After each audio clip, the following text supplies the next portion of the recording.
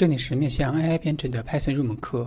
我们的目标是让不会 Python 的小白也能用 AI 来写程序，提高日常的工作效率。这节课我们将讲如何去安装 Python 工具包。课程分2部分内容。我们首先来看第一节，为什么要安装工具包？当我们炒菜的时候，我们要用锅碗瓢盆；当我们画画的时候，我们就需要颜料和画笔。那如果我们要写 Python 程序来处理 Excel 和 PDF 的时候，我们要怎么做呢？答案是我们安装对应的工具包。处理 Excel 我们可以安装 OpenPyXL， 处理 PDF 我们可以安装 PyPDF4。那安装的方式非常简单，我们直接在命令行里面输入 pip install， 然后加上对应的包名就可以。而且大部分的包都是免费的，可以随意安装。那至于要安装什么工具包，我们可以让 AI 推荐，或者让 AI 在写程序的时候直接自动使用对应的工具包。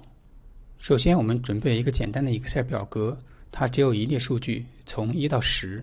我们将我们的数据放在我们的工程文件下面，然后新建一个绘画。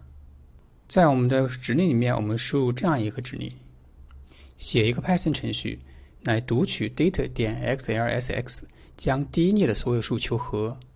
我们发送任务。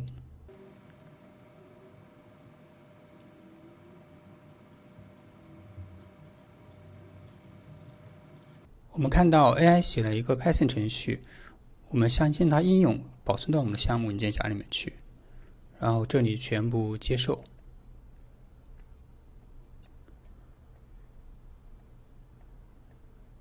然后它提示到我们需要首先安装一个叫 Pandas 的工具库，以及包括我们处理 Excel 的那个工具包。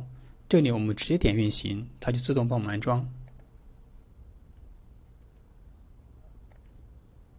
我们看到它在下载工具包。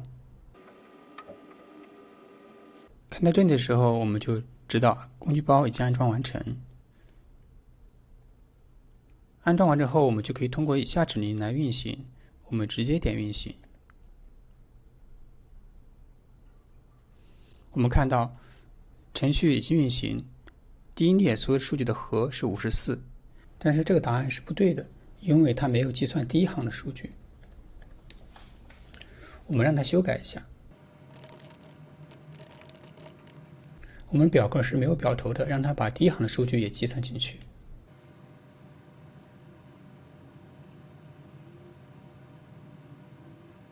首先我们将它修改的程序应用，然后接受，然后再次运行程序。这个时候答案就对了，55。下节课我们将展示如何让 AI 写 Python 程序画出这样漂亮的图表。欢迎关注我的频道，让我们一起用好 AI。